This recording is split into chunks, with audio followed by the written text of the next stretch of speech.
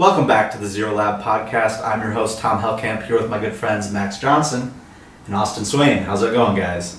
Very good. Doing great, Tom. Today we're going to be talking about a little bit of drama around the pricing of league cups and challenges. Then we'll be getting into our Stellar Wish segment and a new segment from Austin, our Pro Tips segment. And then we'll be talking about our meta predictions for EUIC, which is happening this weekend. So stay tuned for some exciting stuff today.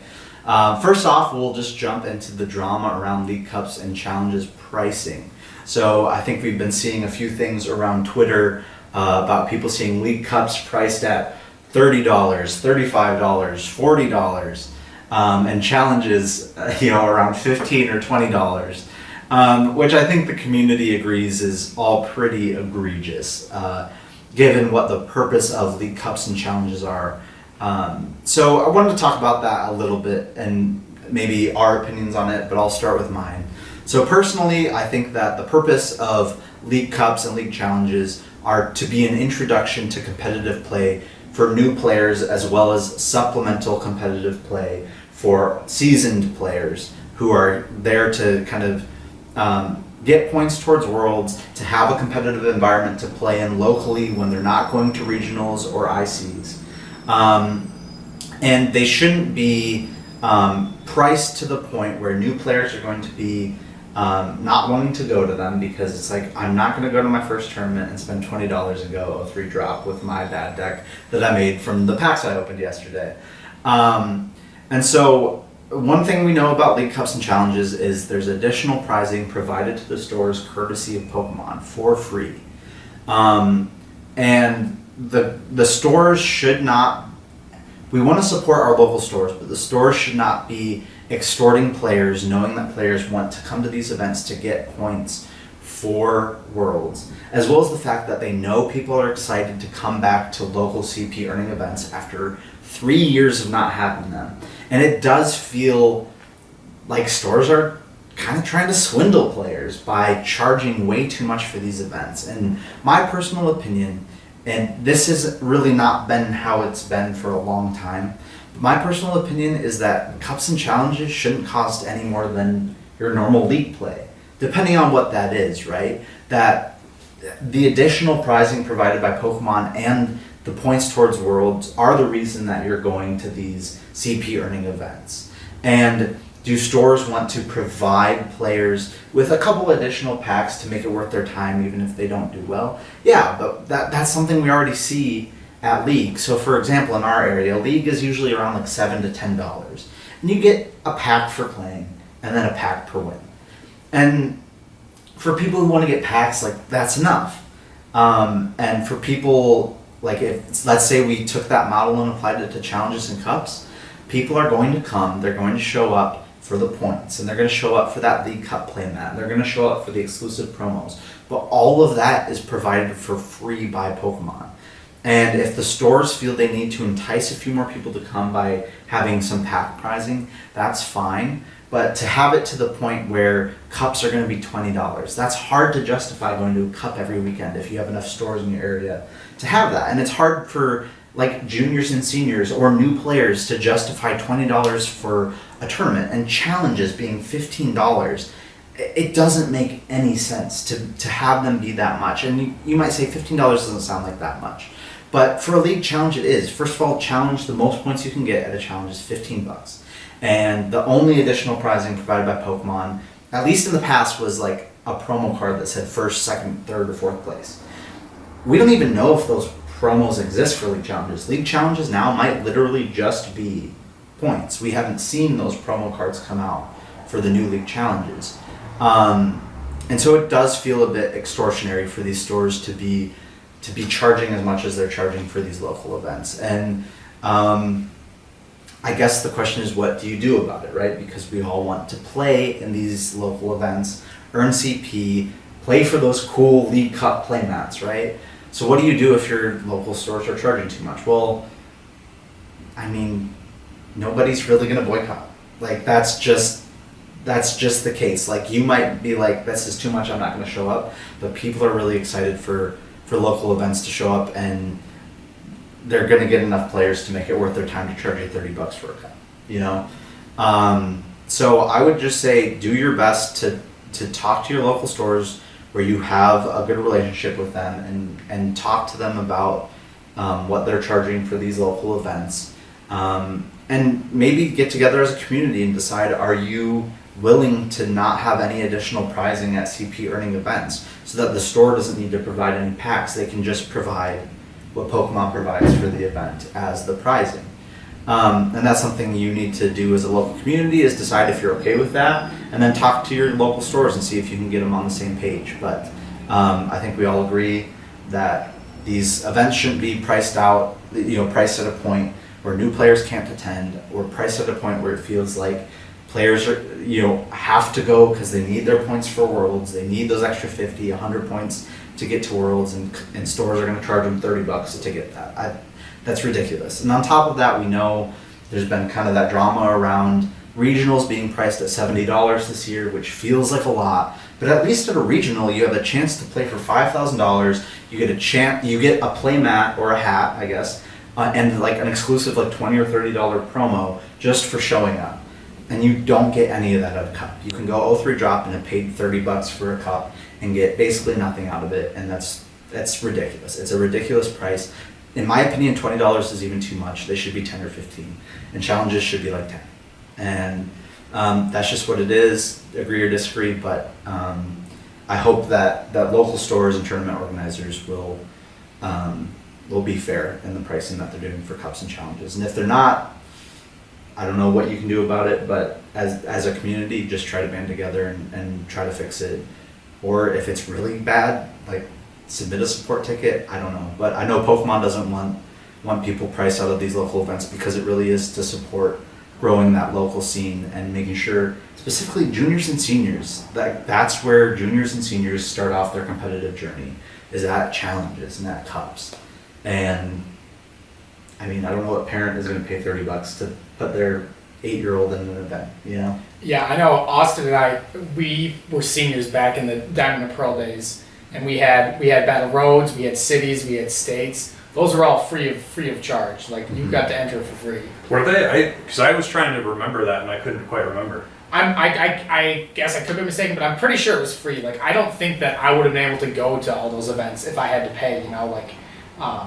My parents were happy to send me to go there. Yeah, Like, I think regionals even used to be like free or $20. Like, they were a lot cheaper than they are today, and like we're way past the point of saying that events are going to be free, but we also don't need to continue increasing the price. So I know, yeah, the regionals for a while were a hot topic when the price went up to $70 at the start of the season, and it's unfortunate to see the locals kind of an extension of that. Yeah. So yeah, just hoping that stores will be fair and not exploit their players. That would be great.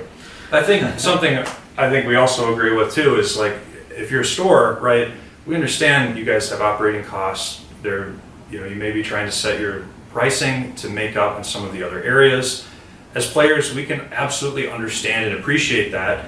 And also, yeah, we would like to see some relative consistency, hopefully, so that, yeah, like if we're going to a cup, I don't want to necessarily be paying $40 one place and then 30 another. Yeah, I'd really love it if it was a more consistent price. And honestly, I think it's rather interesting that Pokemon themselves haven't introduced any kind of sort of suggested price, almost like an MSRP for some of these tournaments. I don't know if they would ever do that, but that might be an interesting solution potentially to this problem as well. But yeah, I mean, we want to be able to play. We want to be able to attend as many cups and challenges as we can. I know if I'm going to an event, I'm going to be buying at least a pop and a couple of snacks like every time. So me just even walking in the door is going to be making additional money and additional income.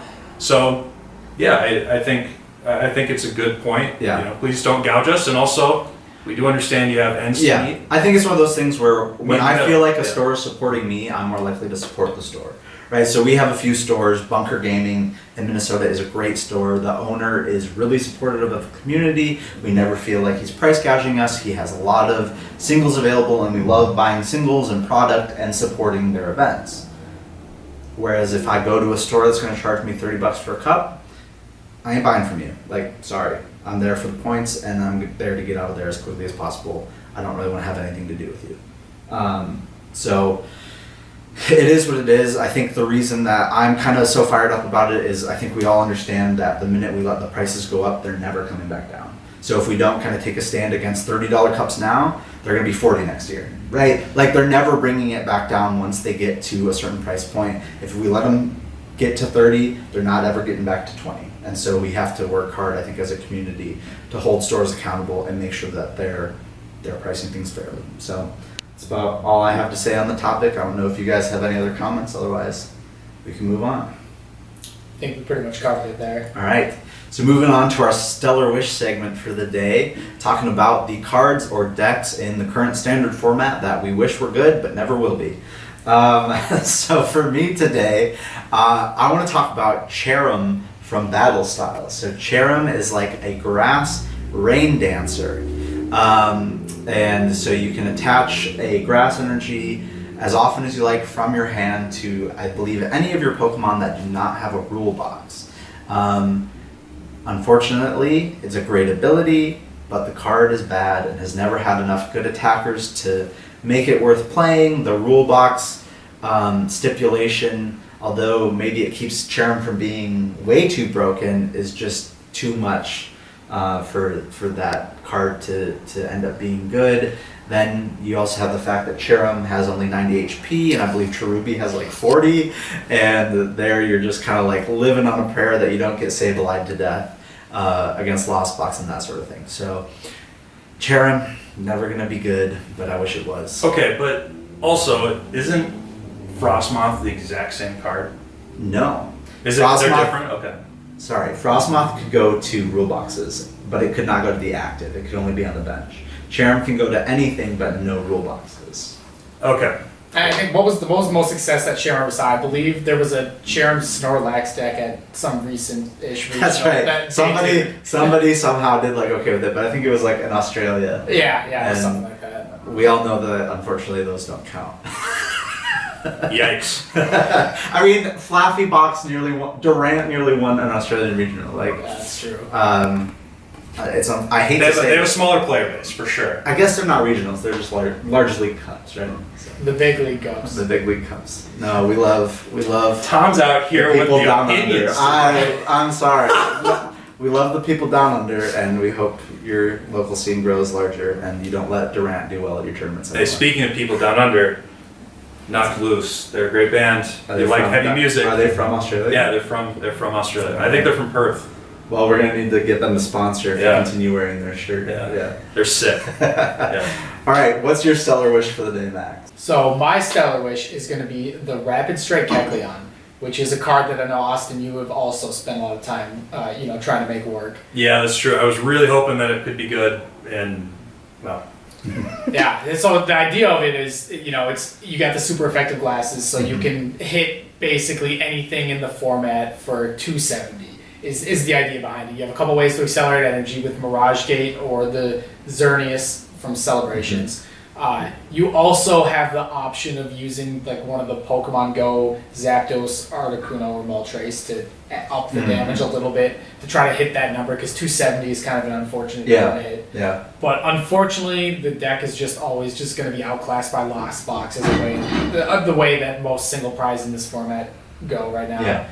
And a lot of dragon decks exist in the format, so then if you play anything with a dragon Pokemon, you're just like, I just lose the game. Yeah. Yeah. All right, what's your stellar wish today, Austin? Well, I'm going to piggyback off you a little bit here, Tom, because this card was also experimented with in decks with that Cherem in it. But Torterra. Brilliant Stars Torterra. Evo Press. Pokemon Company. Why was that attack not for double colorless? Why? Can you please tell me why that attack wasn't for double colorless? Have you gone through all of the Please. stages of grief with this card yet? Or are you Not still yet. like in I'm your not over it yet. I'm really not. That was so dumb. You had to basically, you had to play Cherem, Yeah. which is a bad card. It's just a bad card. I'm sorry. And honestly, that deck was almost good because the Grotle had such a good ability. Right. And really, if you love Torterra, you just need to play GLC because The Grotle and Thorterra are really good. Right, in they're GLC. broken in GLC. But yeah, it's a real shame that it costs a grass energy on there. Like, I understand grass attacker, right, needs grass energy, Yeah. but why do you do grass attacker so dirty? It just breaks my heart. I What if love you wanna grass make- type. I also think that this is one of the things I think sometimes when we talk about like the design. I think that deck, being a stage 2 deck in like this sort of format, would have been still not broken if that attack cost a single grass. Like, yeah, that might be a little bit crazy, but like, it's a stage 2. It's gonna get KO'd every turn. You can like Grid Ninja KO their turret weight. Like, there's a lot of things you can do to that deck to slow it down, even if they got to attack for a single grass energy. Yeah. That might be a bit much, but like, it wouldn't have been tier 1 still. It just might have been functional. Right. It would have probably been functional for Yeah. sure. Yeah. Yeah. I think obviously one colorless energy, that would have been just absurd. Right? Yeah. One grass, I could maybe see that for sure. Yeah. Yeah. Oh well. Moving on to our next segment here, we'll be moving on to the new pro tips segment from Austin. Austin, tell us about the pro tips. Absolutely.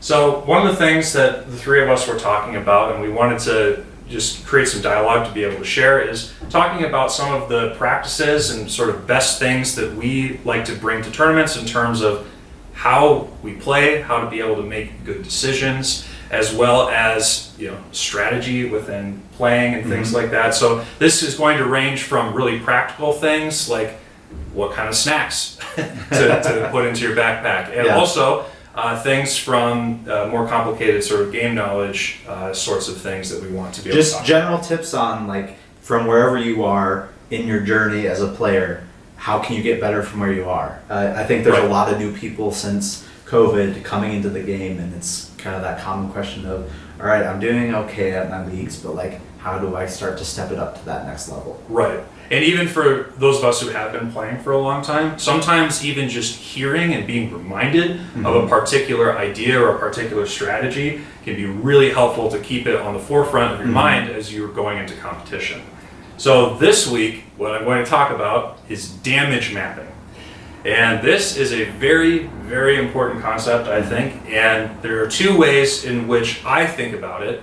The first way that I think about it is, one, knowing and having very, very clear pictures in your mind of exactly how much damage all of your attackers can do and the options that you have that your deck can provide.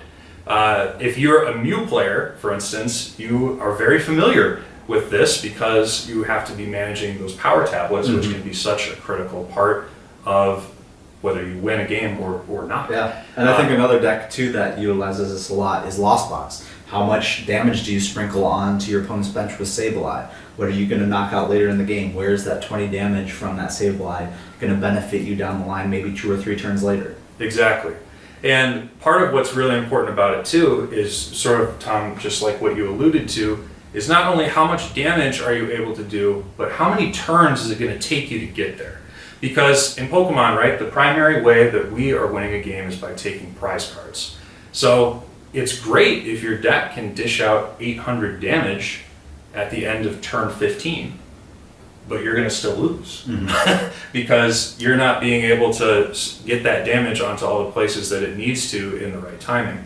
So being mindful of all of that is going to help you to make, one, just better decisions, and two, will be able to help you complete games faster, especially in best of 3 formats where you realize, well, if I had 2 more turns, I'd be able to win this game. But I don't have 2 more turns. I've only got 1 more turn, so I might as well save time so we can go to game 2 or try and get a completion for game 3. But the other way I wanted to mention this as well is knowing how much HP and how, like, your opponent's deck is really going to be capable of using. How much do you really need to push through? Because, you know, I'm going to use the example of Mew VMAX once again, right?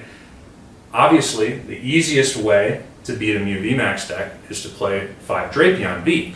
But if you don't play 5 Drapion V in your deck, which by the way, you can't do anyway, Rule 4, that was a joke. You can't do that.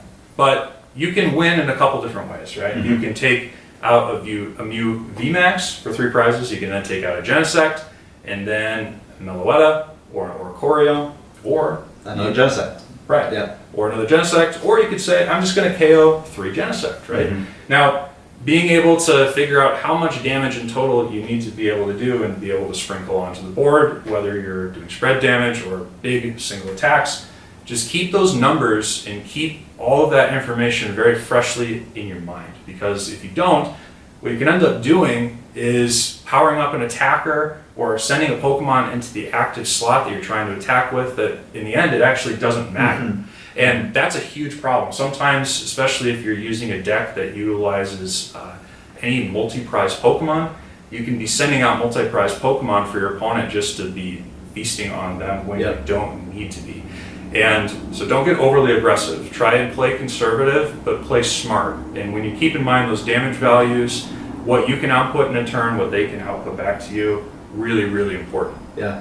I think a few things to keep in mind in that vein is sometimes it's okay not to attack if that damage isn't going to be relevant, right? So one thing that comes to mind in the current format is Lost Box into Gardevoir.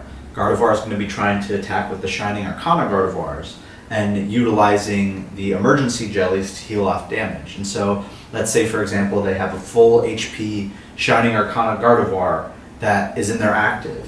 Well, do you really want to hit into that with Cramorant for 110?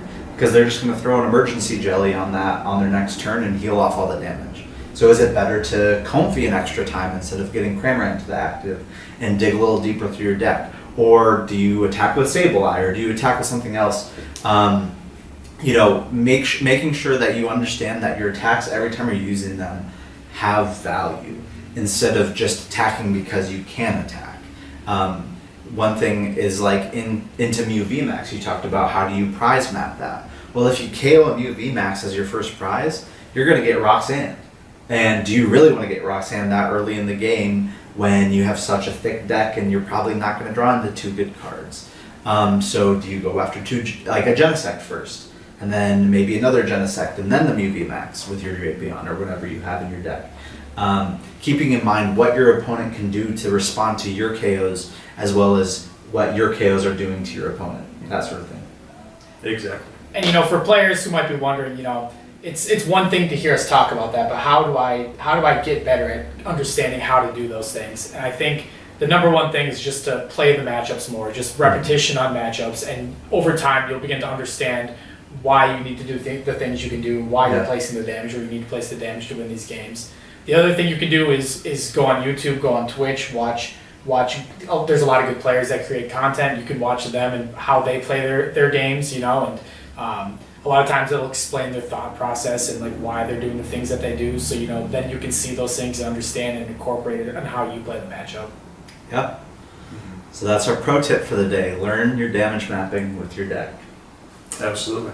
All right, so moving on to our last segment here today, going to be talking about the EUIC meta game. So the European International Championship is coming up this weekend, actually starting on the day that this episode releases. So we're going to be talking about a little bit of what we expect to see in the meta for EUIC, maybe a few surprise decks we could see kind of spiking that tournament, and then ultimately which deck each of us thinks will win the International Championship. So for those of you who don't know, EUIC is the first tournament in the post-rotation Scarlet and Violet meta.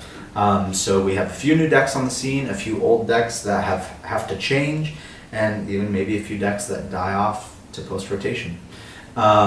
So just to kick off the discussion here, I think a few of the decks that people are talking about as being the best deck in format, one of those is Lost Box. It comes in a couple of different varieties, but everyone kind of has Lost Box at the top of their mind saying, this is probably the deck that I need to beat going into EUIC. So a few different variants that we have is there's the Sablezard utilizing Cramorants in the early turns, using vacuums and stadiums and tools to get yourself to 10 in the Lost Zone quickly so you can be the first one to start using Sableye, and then ultimately in the back half of the game utilizing Radiant Charizard to do big damage and take big KOs. I think that's probably the least hyped version of the Lost Box deck, but it's certainly consistent and certainly still strong. And I actually think probably has the best matchup into the mirror. The other versions of the deck we'll see is probably the Greninja with the Mirage Gates, utilizing the Sky Seal Stone and a myriad, a lot of different energies, and V attackers like Raikou V, Drapion V, Zapdos V, those sorts of things to ultimately use that Sky Seal Stone, take 3 prizes on a V Star or 4 prizes on a V Max, and then to still play that Sableye, Cramorant, Greninja game, and take out your opponent's small, weaker Pokemon. And then there's also the different Lost Box decks that are using Vs. They aren't really considered Lost Box, they're their own thing, but there's also Giratina and Goodra that utilize that same Comfy engine, have Cramorants and Colress's Experiment and all that in their deck. And I think all of those decks are kind of considered to be top tier right now. So yeah, I'll kick it over to you guys. What are your feelings on Lost Box, specifically Tina, Goodra versus Lost Box? Like, what are your thoughts on those sort of 3 decks?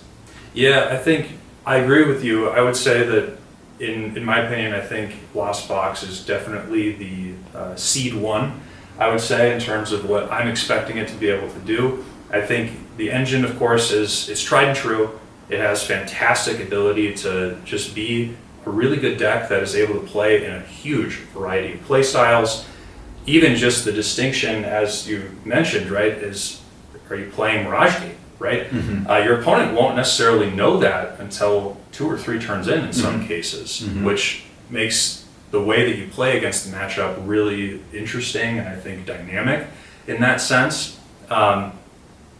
I personally am expecting the versions of the deck that are not playing the Mirage Gate to probably be the better lists if I had to guess, but we'll see. I do think that Sablezard does have it just has a good approach, and I would really not be surprised at all if it started returning back to the meta. Yeah, I think it's tough, right? I think most people, it's a surprising take because I think most people would say Sablezard is the less good version, which I think is true into certain decks, right? Like into Lugia, I think that the Sablezard has a much tougher time than the Sky Seal Stone, like Mirage Gate versions. But specifically into the mirror, I think Sablezard is very favored into the mirror because they're getting to Sableye first. They have so much more room not playing the Mirage Gates that they're going to be able to Cramorant you going second turn 1. They're going to take the first prize of the game if they go second.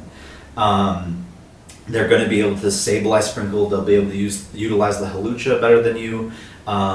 They might be able to play some Echoing Horns to really take multiple 2 prize turns off of your Comfies, and that sort of thing. So it'll be interesting to see how Sablezard does, because I do think that it's coming up. It's a little underhyped in my opinion, but I also think for a reason it is worse into certain matchups than the Mirage Gate versions. I'm going to hit you with maybe a bold claim right now, but I think that Echoing Horn is one of the most underrated cards in the format right now. I think I was going to say that too. That's like when you said that you thought Sablezard was the better version. I think that a big part of me that really likes the Sablezard is because since it's not playing the Mirage Gates, it has room for those Echoing Horns, and I think that's such a powerful card right now.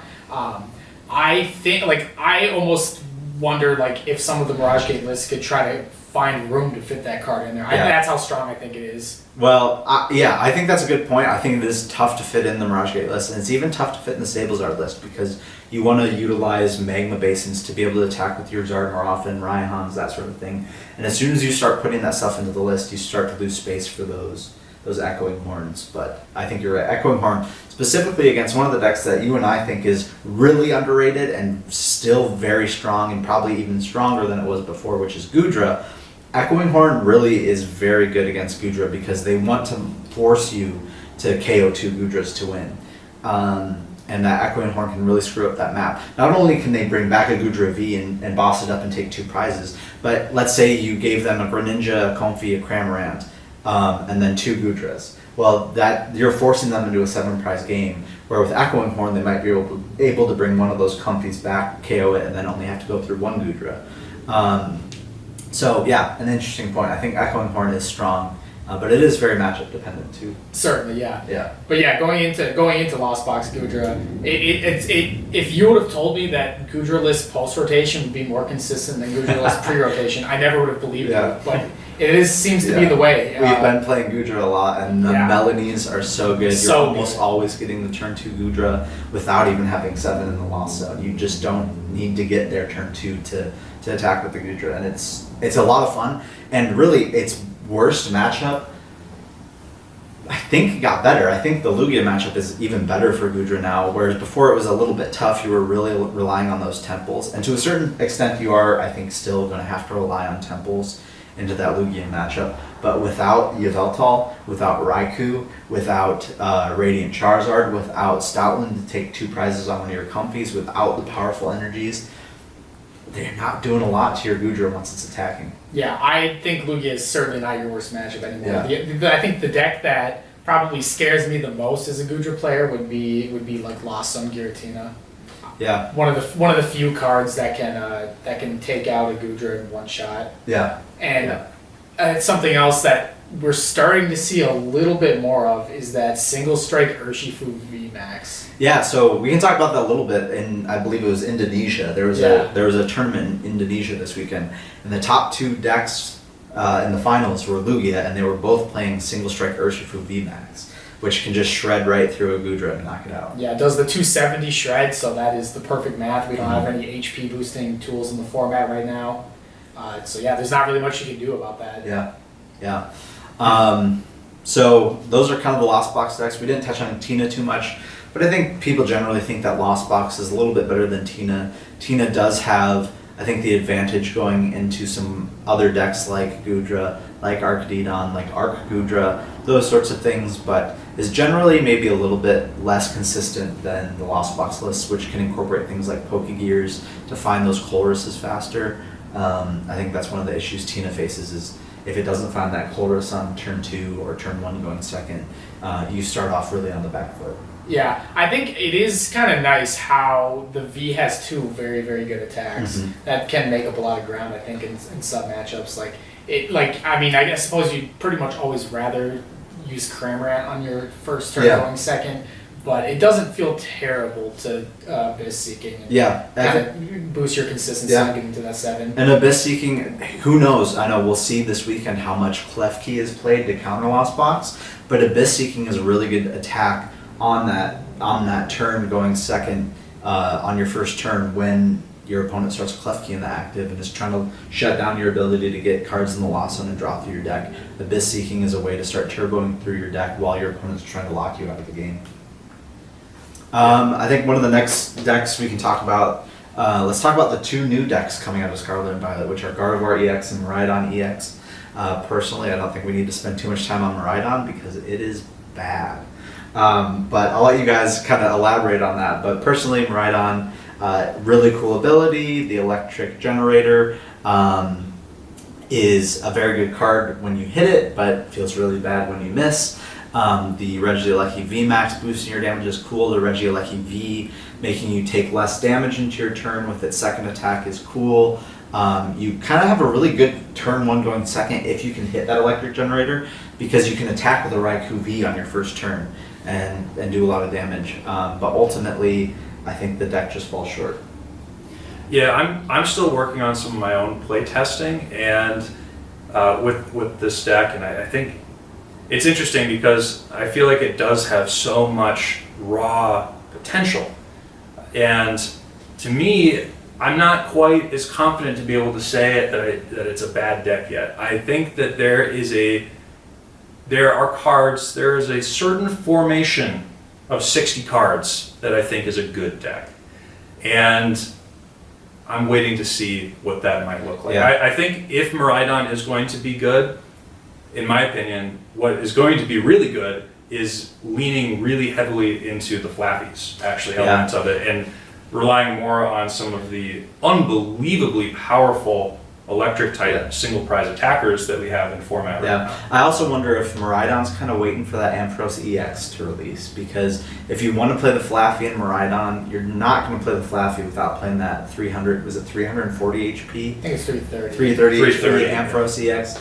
I mean, that's just a great late game attacker. It's like, if you don't have something hitting me for weakness, how are you going to go through this? You know, Right. That's my personal thought. So maybe Miraidon's just waiting for a few more pieces to drop for it to become a good deck. But as of now, I don't really think we're going to see it do too well at EUIC. We might see a couple sneak into the top 32, top 16, but I wouldn't be surprised to see 0 in top 8. Yeah, I think its problem right now is it has a very, very powerful and consistent first turn, but then past that, like, it just kind of plateaus a little bit. Yeah.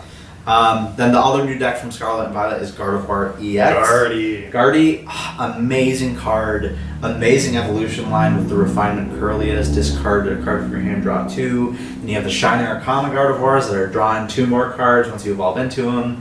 You have the option of the Buddy Catch Gallade, which can just find you a supporter, which I think most people are opting not to put in their lists, which is fair. You already have enough draw power without having to search for a supporter. Then you have the Zacian V with the Sky Seal Stone to be able to take 3 prizes on a V-Star or 4 on a V-Max. It's got a lot of options, but I think we all know what is Guardy weak to, and that is Lost Box, because Guardy's a little bit slow to set up. It's got really low HP kind of baby Pokemon that need to be evolved up, and Cramorant and Sableye just feed off of those in the early turns.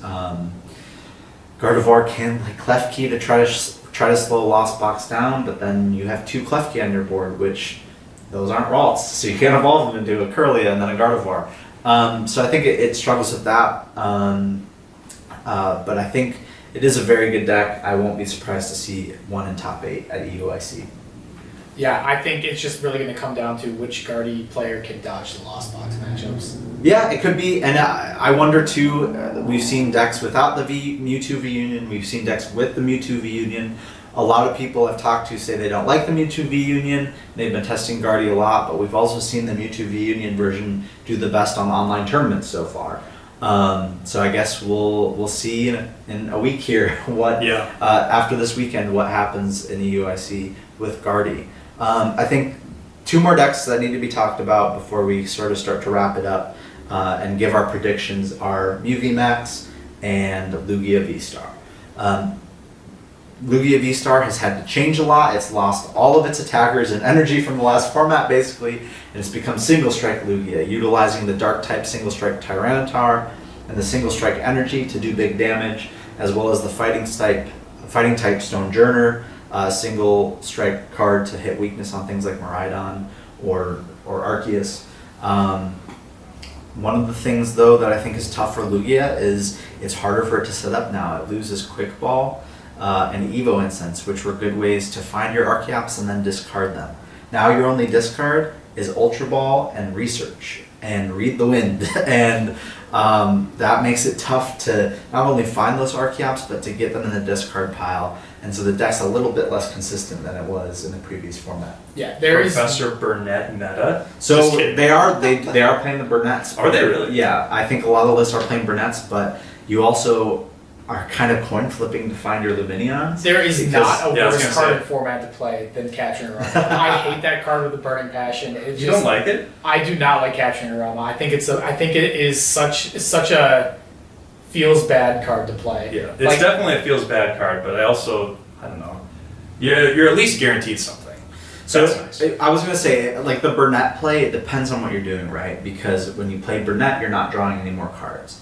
So let's say you go second as Lugia and you're able to play the Burnett. As long as you have a Lugia down, that feels good, but do you have something else in your hand to draw next turn to find that V-Star, to use your V-Star power? Probably not. Path to the Peak is still a little bit of an issue. Do you have the draw power to find your Stadium replacement or your Pumpkaboo or whatever? So a little bit less consistent, but still very powerful, still able to take big one turn KO or one shot KOs on things. Tyranitar is hitting weakness on Mew and Guardy. The Lugia has big HP still as a V-Star, so it's hard to go through that. So we will see how Lugia does, but I think it's still very strong. Wouldn't be surprised to still see it as one of the top decks at EUIC. The other deck I think we need to talk about is Mew VMAX, still obviously very strong, but it does lose a few pieces going into this format. And personally, I just wouldn't choose Mew VMAX going into EUIC. Losing Quick Ball is rough. Nest Ball is not an automatic burn out of your hand card. not only that, even if it was, because you have something like Featherball, which is an immediately burnable card, but Featherball can't find your Genesects, and it doesn't give you a -2 like Quickball did out of your hand. So Quickball was a -2 for you to be able to draw more with Genesect. Featherball is just a -1, and so is Nestball if you can play it and don't have a full bench. Yeah, another thing that really kind of changes how the deck wants to play is the tool rule change. That's true. So now you can't cram away your extra Forest Seal Stones, which makes it feel a little bit worse to play more than one. Yeah, I think I was gonna say- this will probably play 2. Yeah, but it feels worse. I think lists played 2 before, but it was also you could cram away that extra Force Seal Stone. I think we could even see lists go down to 1 just due to the fact you're not going to be able to cram away that Force Seal Stone. So the deck, I think the hands might get a little cloggy a little bit more with Mew here now, and that always feels bad. Not only that, but you're getting hit for weakness by Lugia now, whereas before Lugia wasn't hitting you for weakness and it was still a rough matchup. Now they have things that are hitting you for weakness. They can play the baby Yveltal, from the single strike Yveltal to one-shot a Mew with a 1-prizer and then one-shot another Mew with the Tyranitar. I think Lost Box is a tough matchup because they have the Sky Seal Stone Drapion play, so they only need to KO a Genesect and then KO 1 Mew, and that's game. So Mew obviously still very powerful, still probably has the best draw in the game, still has like the highest power spike, but it's also got a lot of weaknesses now, and I just wouldn't feel comfortable bringing it personally. I think a lot of lists now have kind of dropped the Lost City from what I've seen too, which that would scare me, honestly. Yeah. I know there's not a lot of recovery in the format, right? Yeah. But like, I mean, some lists I think are playing the Clara, are playing the Miriam, so you know, it feels a little scary to me that not playing that Lost City and like just opening yourself up to a possible double Drapion play for your opponent. For sure. Sorry. One more thing I wanted to mention with Mew is, I definitely agree with you guys. One thing I will say is maybe a slight counterpoint is we can also start playing just more Lost Vacuums also, which, yes, obviously nowhere near as spammable as a card like Quickball, but it is a card that also it is a card that offers additional protection against a Path to the Peak that comes down at the wrong time, or even like we mentioned, to get rid of tool cards still. You can still attach one of those tools to a Genesect, you can get rid of your opponent's tools. Yeah. And there are a few tools that may still end up seeing a little bit of play. Yeah. We'll see. Yeah, for sure. A few rogue decks come to mind as well. I think people have been talking about Shadow Rider a little bit. Shadow Rider can utilize Klefki pretty well to shut down things like Genesects and Comfies and Cramorants and all of that. And it has that Hatterene V, which is kind of a hit and run attacker for a Psychic and 2 colorless. It does 80. You can bring that Hatterene V back to the bench and send up a Klefki. There's a few other plays I think that you can make with Shadow Rider. You can put the Mawile in there that can stick something active and not allow it to retreat the next turn. So against decks like Guardy, if they bench the Greninja, Guardy doesn't play any switching cards, so you can stick that Greninja active for the rest of the game and just win that way. So there's a few interesting things that you can see with Shadow Rider, and I wouldn't be surprised to see a few of them do okay. I'm not certain it's the best deck, but it is kind of a rogue deck that we can keep in the back of our minds for EUIC.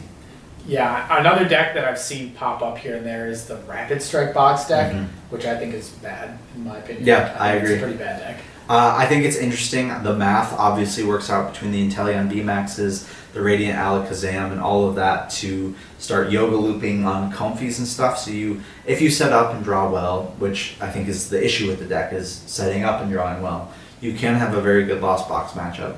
I think you probably just get destroyed by Guardy, get destroyed probably by Mew, by Lugia. I just don't know if it's good enough. Yeah, this is anecdotal, but I played a Goodra to a cash tournament in my first round. Was it against the Rapid Strike Box? And I think in one game, he yoga looped 2 or 3 of my Comfies, but then it just got down to lone Goodra, and he was hitting my Goodra for 30 damage a turn. So it's just like an unwinnable matchup for him. Wet noodle. Yep. And then the last one I want to talk about is a deck that we actually kind of saw come up in the last format and do fairly well in the last couple of tournaments. It never like top 8'd or anything, but it was doing well in day 1. And that's the Arc Pile. So Arceus V-Star with Vulpix V-Star and Flying Pikachu.